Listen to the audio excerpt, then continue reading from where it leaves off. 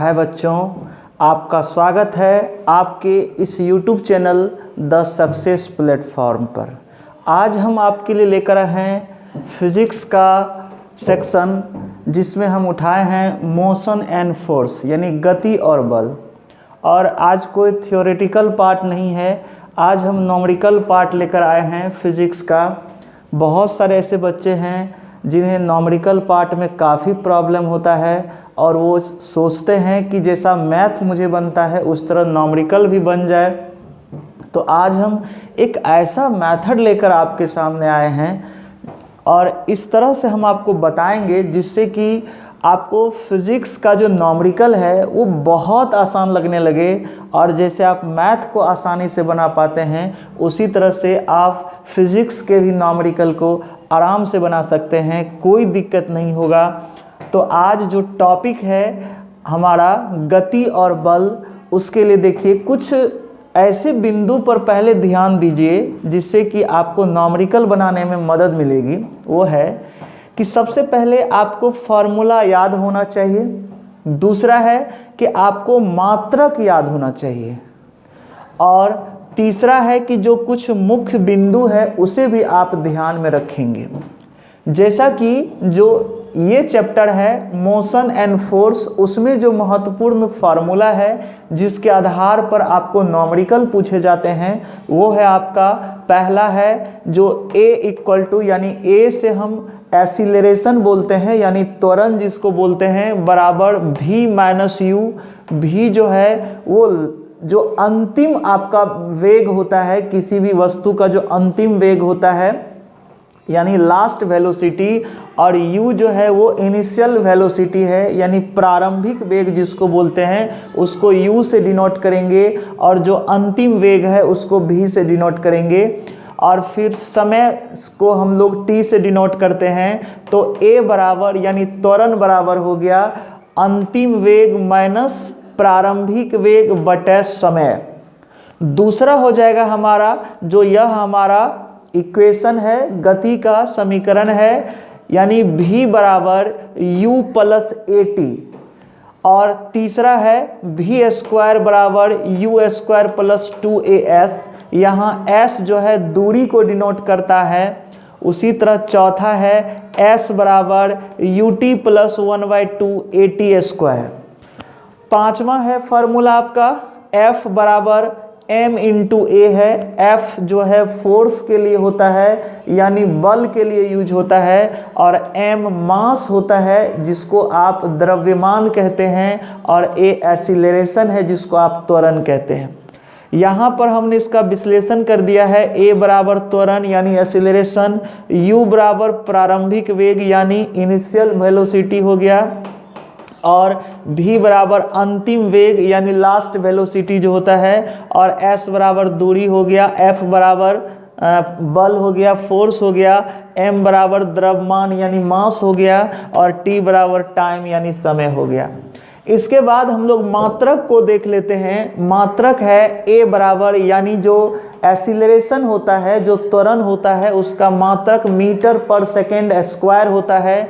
Velocity जो होता है, जो वेग होता है, उसका मात्रक चाहे वह वेग प्रारंभिक वेग हो या फिर अंतिम वेग हो, उसका मात्रक मीटर पर सेकेंड ही होता है। उसके बाद समय का जो मात्रक है वो सेकेंड होता है, और जो s दूरी है, जो दूरी को s से डिनोट किया गया है, उसका मात्रक मीटर होता है। और फोर्स जो है, जो बल है, उसका मात्रक आपका न्यूटन होता है जिसको हम लोग n से डिनोट करते हैं। उसके बाद m जो मास है, जिसको आप द्रव्यमान कहते हैं, उसका मात्रक किलोग्राम होता है। तो इस प्रकार से आप मात्रक को भी समझ गए हैं और फार्मूला को भी समझ गए। आप इसको याद रखें फार्मूला को, क्योंकि फार्मूला और मात्रक के बिना आप इसको नहीं बना सकते हैं। दूसरा चीज, कुछ महत्वपूर्ण पॉइंट्स हमने यहाँ पर लिया है, इंपॉर्टेंट पॉइंट्स, इस पर आप ध्यान देंगे। सबसे पहला हमने लिखा है कि जब वस्तु चलना प्रारंभ करे या वस्तु को ऊपर से छोड़ी जाए तो वहाँ u हमेशा 0 होगा। आप ऐसे भी जानते हैं कि जब ये वस्तु है, मान लीजिए, और ये वस्तु अभी विरामा अवस्था में है यानी अस्थिर है, रेस्ट में है, तो अभी अगर रेस्ट से अब ये चलना शुरू करेगी तो अभी रेस्ट में है तो इसका प्रारंभिक वेग जो है वो 0 होगा, लेकिन जब ये चलना प्रारंभ कर देगी तब उसका वेग कुछ और होगा। लेकिन जब अभी रुकी हुई है, रेस्ट में है, तो इसका प्रारंभिक वेग 0 होगा। याद रखेंगे कि जब कोई वस्तु अस्थिर अवस्था में हो और अस्थिर अवस्था से चलना प्रारंभ करे तो उस समय जो प्रारंभिक वेग होगा यानी u का मान होगा उसको हमेशा 0 रखेंगे।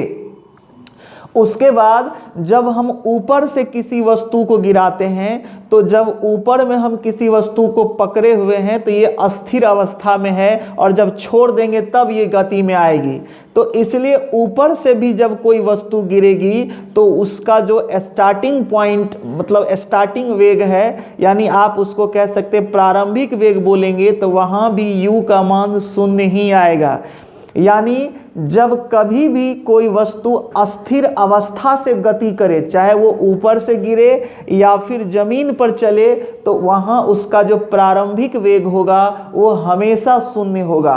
दूसरी बात पर ध्यान दीजिए कि जब चलती हुई वस्तु रुक जाए या ऊपर से गिरती हुई वस्तु जमीन से टकरा जाए तब अंतिम वेग v बराबर 0 होगा। आप जानते हैं कि ये वस्तु गतिशील है, जाती जाती अब रुक जाती है, या कोई गाड़ी को अगर ब्रेक दिया तब रुक गई, तो यह जो गतिशील वस्तु है उसका अंतिम परिणाम क्या होता है? रुक जाना। और जब रुक जाएगा तो इस गाड़ी का जो अंतिम वेग है, जो लास्ट उसका वेलोसिटी होता है, वह 0 होगा क्योंकि अब वो रुक चुका है। उसी तरह से अगर आप इसको जमीन माने और कोई वस्तु गति करती हुई गिरती है तो जमीन से टकराने के बाद वह वस्तु विरामावस्था में आ जाती है। इसलिए ऊपर से गिरती हुई वस्तु का जो लास्ट वेलोसिटी है वह 0 हो जाएगा। ठीक है।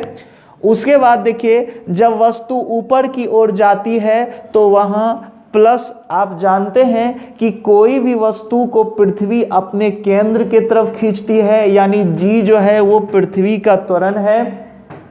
तो इसलिए जब आप किसी वस्तु को ऊपर की ओर फेंकेंगे तो वहाँ जो g का मान है, वहाँ त्वरण जो है वस्तु का वो g काम करेगा, g पृथ्वी, क्योंकि पृथ्वी उसे अपनी ओर खींचती है, इसलिए वहाँ a के बदले हम लोग g रखेंगे और g को निगेटिव रखेंगे, वहाँ निगेटिव बनाएंगे जब हम किसी वस्तु को ऊपर की ओर फेंकते हैं तब। इसके बारे में बताएंगे जब इसका हम थ्योरेटिकल पार्ट लेकर चलेंगे, तब आपको बताएंगे कि ऐसा क्यों होता है। लेकिन याद रखिए, त्वरण जो होगा जब वस्तु को हम ऊपर ले जाएंगे या फिर ऊपर से गिराएंगे तो वहाँ पर a के बदले पृथ्वी का जो गुरुत्वीय त्वरण g है वहाँ उसका मान रखेंगे, जो 9.8 मीटर पर सेकेंड स्क्वायर होता है उसको रखेंगे।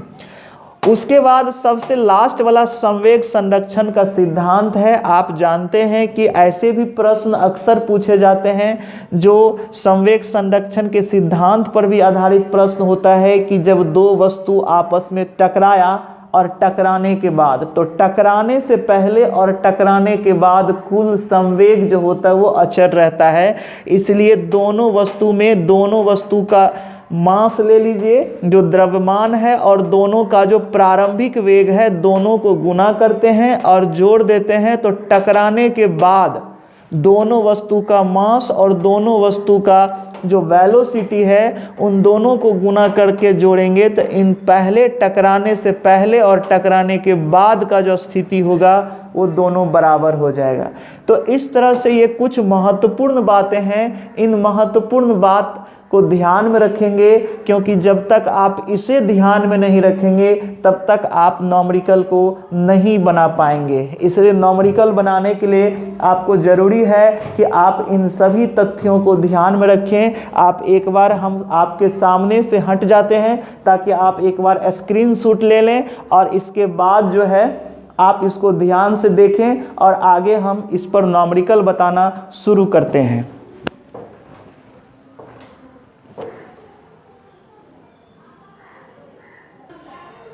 ठीक है बच्चों, देखिए हम आपके सामने एक प्रश्न लेकर आए हुए हैं। आपका देखिए कहता है एक कार विरामा अवस्था से चलना प्रारंभ करता है। ध्यान दीजिएगा कि हमने अभी बताया कि जो वस्तु विरामा अवस्था से चलना प्रारंभ करेगा तो उसका प्रारंभिक जो वेग है वो 0 रखेंगे।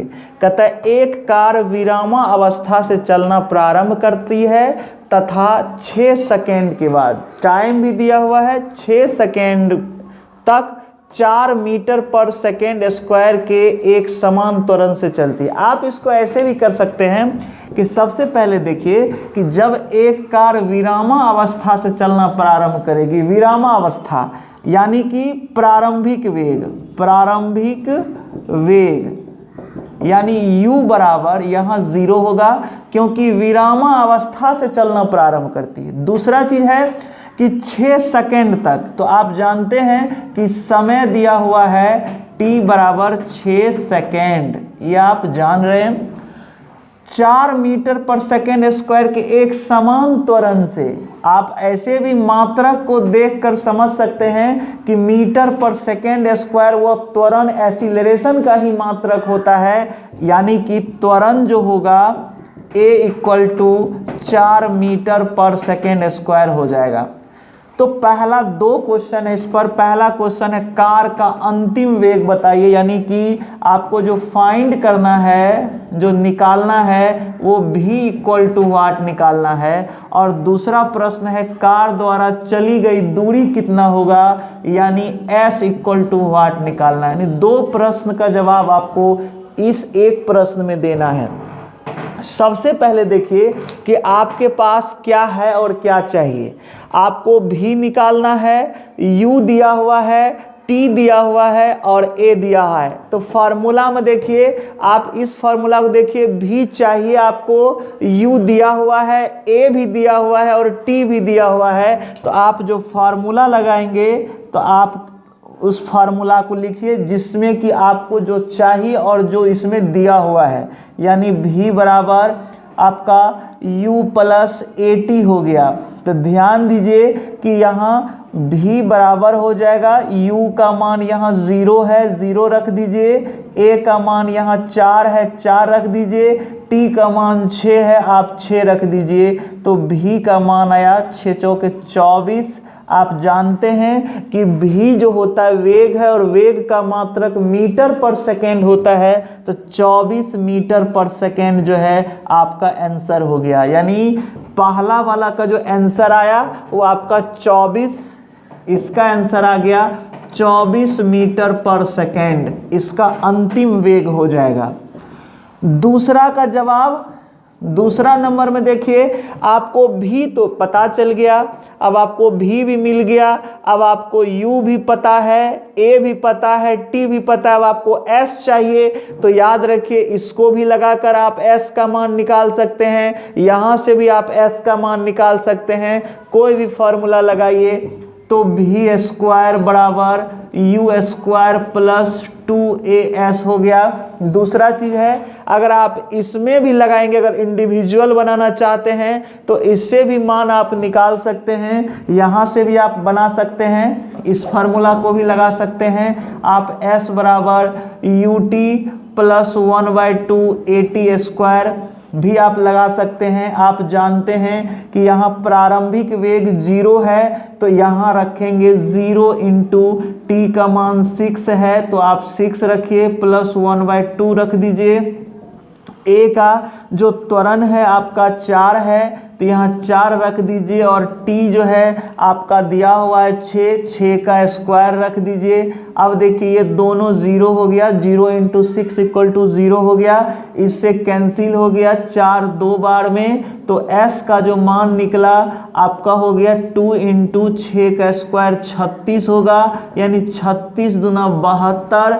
आप जानते हैं कि दूरी का जो मात्रक होता है वो मीटर होता है, यानी 72 मीटर जो है इसका मान हो गया। यानी दूसरा नंबर का जो आंसर हो गया वो 72 मीटर हो गया। इस प्रकार से आपका सॉल्यूशन हो जाता है और आप बहुत आसानी से इस प्रश्न को समझ पाए होंगे, ऐसा मेरा उम्मीद है, क्योंकि आप फार्मूला को भी देख रहे हैं और यहाँ मात्रक से भी समझ पा रहे हैं कि इसमें कौन मटेरियल हमको दिया हुआ है और किस तरह का फार्मूला हमें लगाना है। चलिए अब अगले प्रश्न की ओर चलते हैं। ठीक है बच्चों, चलिए दूसरे प्रश्न को हम लोग पढ़ते हैं। दूसरा प्रश्न दिया हुआ है कि एक रेलगाड़ी 90 किलोमीटर पर आवर की चाल से चल रही है। ब्रेक लगने के बाद -0.5 मीटर पर सेकेंड स्क्वायर का एक समान त्वरण उत्पन्न करती है, तो रेलगाड़ी कितनी दूरी पर रुकेगी। अब इसको आप ऐसे भी बना सकते हैं बहुत आराम से। एक रेलगाड़ी 90 किलोमीटर पर आवर की चाल से चल रही है। जब ये चलेगी यानी इसका प्रारंभ में जो वेग दिया है वो 90 दिया है, यानी u बराबर 90 किलोमीटर पर आवर। आप इसको मीटर पर सेकेंड में बदलिए। जानते हैं 90 गुना 5/18 मीटर पर सेकेंड कर सकते हैं। आप इसको 18 पंच 90 कर दीजिए, 25 मीटर पर सेकेंड जो है इसका हो जाएगा। ठीक है, कहता है आप इससे समझ में आ जाएगा आपको कि त्वरण इतना दिया हुआ है, यानी a बराबर -0.5 मीटर पर सेकेंड स्क्वायर इसमें त्वरण दिया हुआ है। फिर देखिए प्रश्न कहता है कि रेलगाड़ी कितनी दूरी पर रुकेगी। कितनी दूरी पर रुकेगी, तो रुक जाएगी तो जो लास्ट वेलोसिटी है वो 0 हो जाएगा। और कितनी दूरी पर रुकेगी, तो यहाँ s का मान आपको फाइंड करना है, यानी s निकालना है। इस प्रश्न में u भी दिया हुआ है, a भी दिया हुआ है और आपको v भी दिया है और s निकालना है। तो आप देखिए कि ऐसा कौन सा फार्मूला लगाएंगे जिसमें हमको, चूंकि इसमें t दिया हुआ नहीं है, याद रखेंगे अगर हम इस फार्मूला को लगाते हैं तो इसमें हमें t चाहिए, जबकि प्रश्न में t दिया हुआ नहीं है। और जब इस प्रश्न को, इस फार्मूला को लगाएंगे तो इसमें v भी दिया हुआ है, u भी दिया हुआ है, a भी दिया हुआ है, लेकिन s तो हमें फाइंड करना है। इसलिए इस फार्मूला का प्रयोग करेंगे आप। v स्क्वायर बराबर u स्क्वायर प्लस 2as को आप लगाएंगे। यहाँ v इक्वल टू 0 है, 0 लगा दीजिए और u का मान आप 25 रखिए, 25 का स्क्वायर कर दीजिए, प्लस 2 इंटू a का जो मान है आपका दिया है -0.5 और s तो आपको फाइंड करना है, s आपको निकालना है। फिर देखिए आप इसको गुना कर दीजिए। आप जानते हैं कि ये माइनस में है तो ये इस साइड आ जाएगा, यानी आप 5 दूना 10 आप कर सकते हैं, ये s हो जाएगा। s इसको गुना कर दीजिए, इधर 10 गुना ये, और यहाँ दशमलव है तो इसको आप इसको लिख सकते हैं। यहाँ पर हम पहले इसको लिख देते हैं, 5/10 करिएगा तो 5 दूना 10 होगा, इसको इतना लिखेंगे और 2 से 2 कैंसिल हो जाएगा, तो इस समूचे का मान -s होगा। तो आप इसको लिखिए 0 बराबर 25 का स्क्वायर 625 होता है और -s हो जाएगा। अब s को इधर ले आइएगा तो s का मान हो जाएगा 625 और s चूँकि मीटर में इसका मान होगा तो 625 मीटर हो जाएगा। इस तरह से आपका आंसर हो जाएगा। ठीक है बच्चों, फिर देखिए अगले प्रश्न को देखते हैं हम लोग। कहता है एक रेलगाड़ी स्टेशन से चलना प्रारंभ करती है। ध्यान दीजिएगा, स्टेशन से चलती है तो यहाँ u इक्वल टू 0 हो जाएगा। सबसे पहले u यानी प्रारंभिक वेग हमारा 0 हो जाएगा और एक समान त्वरण के साथ चलते हुए, 10 मिनट में, तो टाइम इसका दिया है 10 मिनट। याद रखिएगा इसमें मिनट घंटा को हमेशा सेकेंड में बदलेंगे, तो 10 मिनट को सेकेंड में बदलेंगे, 6 से गुना करिएगा तो ये 600 सेकेंड हो जाएगा। ठीक है, 60 सेकेंड बराबर 1 मिनट, यानी 600 सेकेंड बराबर 10 मिनट हो जाएगा। कहता है 40 किलोमीटर 10 मिनट में 40 किलोमीटर पर आवर की चाल प्राप्त कर लेती है, यानी कि अंतिम में उसका चाल 40 किलोमीटर पर आवर हो जाएगा, यानी v बराबर 40 किलोमीटर पर आवर हो जाता है। तो इसको आप मीटर पर सेकेंड में याद रखिए, किलोमीटर पर आवर में रहेगा तो उसको हमेशा मीटर पर सेकेंड में चेंज करके रखेंगे। तो 40 गुना 5/18 मीटर पर सेकेंड हो जाएगा। इसको काट दीजिए, 9 दूना 18 और 20 दूना 40 हो जाएगा, 20 पंच 100/9 मीटर पर सेकेंड हो जाएगा। अब कहता है तो उसका त्वरण बताइए। अब ध्यान दीजिए कि हमें त्वरण चाहिए, एक्सीलरेशन चाहिए।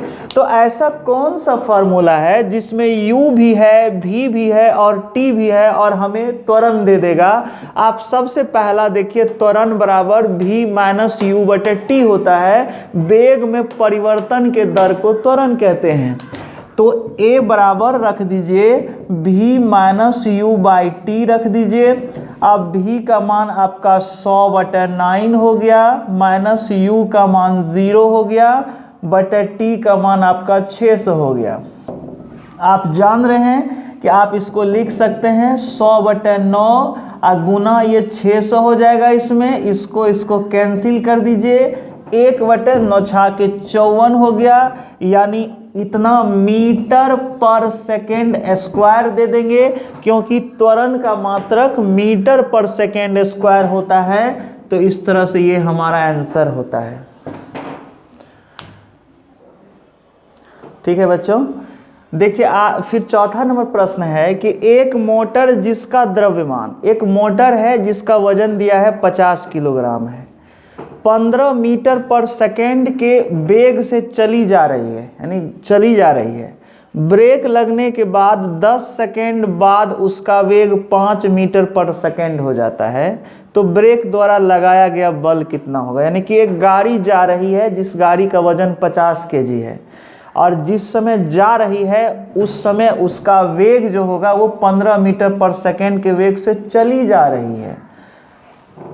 ब्रेक लगने के बाद 10 सेकेंड के बाद उसका वेग 5 मीटर पर सेकेंड हो जाता है, यानी कि ये अंतिम वेग है, क्योंकि 10 सेकेंड के बाद इसका वेग इतना होता है, लेकिन जिस समय जा रही है उस समय उसका वेग 15 मीटर पर सेकेंड होता है।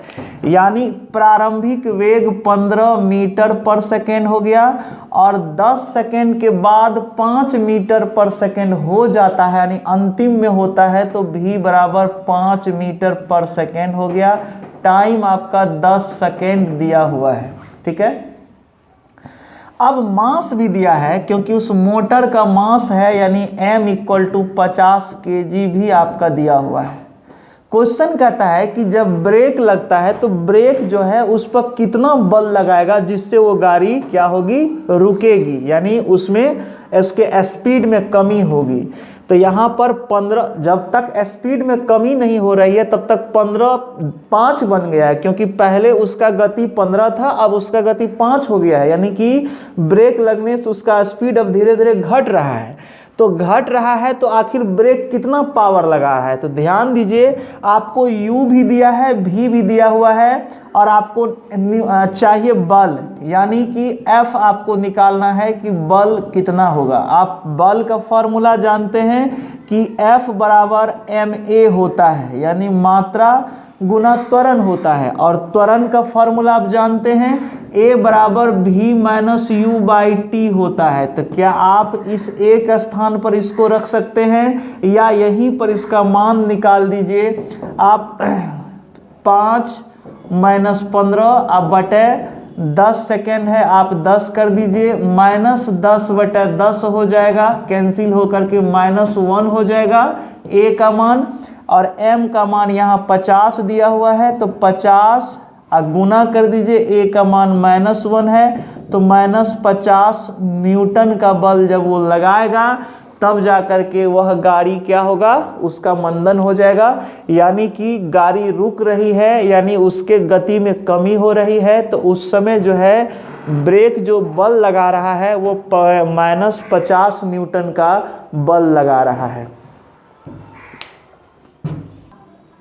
चलिए बच्चों, अगले प्रश्न को हम लोग पढ़ते हैं। दिया है कि एक कार 10 मीटर पर सेकेंड की चाल से चल रही है। ध्यान रखिएगा, ये कार अभी चल रही है, यानी इसका जो प्रारंभिक चाल है वो 10 मीटर पर सेकेंड होगा, चल रही है। कार का द्रव्यमान भी दिया हुआ है, यानी m बराबर 2500 किलोग्राम दिया हुआ है। 25 मीटर की दूरी पर कार को रोकना है, यानी डिस्टेंस s बराबर भी 25 मीटर आपको दिया हुआ है। कहता है 25 मीटर की दूरी पर कार को रोकने के लिए रुकेगी, यानी अंतिम वेलोसिटी जो है वो कार का 0 हो जाएगा, क्योंकि कार अब रुकेगी। रोकने के लिए ब्रेक द्वारा लगाया गया बल होगा, यानी कि ब्रेक यानी बल कितना लगाएगा यानी F इक्वल टू वाट चाहिए। तो आप जानते हैं कि F बराबर हमारा ma होता है। तो m तो हमारे पास दिया हुआ है, लेकिन a हमारे पास दिया हुआ नहीं है। और a के लिए अगर हम इस फार्मूला का प्रयोग करते हैं, ध्यान रखिए कि a बराबर v माइनस यू बाई अगर t लगाते हैं तो हमारे पास u भी है और v दोनों है, लेकिन t हमारे पास नहीं है, इसलिए इस फार्मूला का प्रयोग हम नहीं कर सकते हैं। अब ऐसा कौन सा फार्मूला का प्रयोग करेंगे जिसमें u भी है, s भी है और v, ये तीनों का प्रयोग करके हम a का मान निकाल सकते हैं। तो वो देखिए ये वाला फार्मूला है, यानी आपके पास अगर v स्क्वायर बराबर u स्क्वायर प्लस 2as में a हमारा फाइंड हो जाएगा, क्योंकि u v s तीनों का मान हमारे पास दिया हुआ है, तब हमारा f का मान निकल जाएगा। तो v यहाँ 0 है तो 0 का स्क्वायर करिए, u का मान 10 है तो 10 का स्क्वायर कर दीजिए, प्लस 2 इंटू a चाहिए और s का मान 25 है तो यहाँ 25 कर दीजिए। ध्यान रखिए 25 दूना 50, 50 a बराबर 100 हो जाएगा और ये इधर आया माइनस हो जाएगा, तो a का मान 100 बटे माइनस 50, 50 दूना 100 यानी a माइनस 2 हो गया। क्लियर। अब जब a हमको ज्ञात हो गया है तो m का मान रख दीजिए 2500 और a जो हमें निकला है माइनस 2 रख दीजिए और 25 दूना 50 यानी 5000 और माइनस यहाँ न्यूटन हो जाएगा, यानी 5000 न्यूटन का बल अगर उस कार पर लगाया जाए तो वह कार जो है रुक जाएगी। तो आपको आपके इस प्रश्न का भी जवाब हो जाता है। इस तरह के बहुत सारे प्रश्न अभी आपको हम बताएंगे। अभी और भी प्रश्न है हमारे पास, इसके लिए आप अगले सीरीज का इंतजार करिए जो बहुत जल्द आपको आएगा। तब तक इस वीडियो को देखने के लिए आपका धन्यवाद।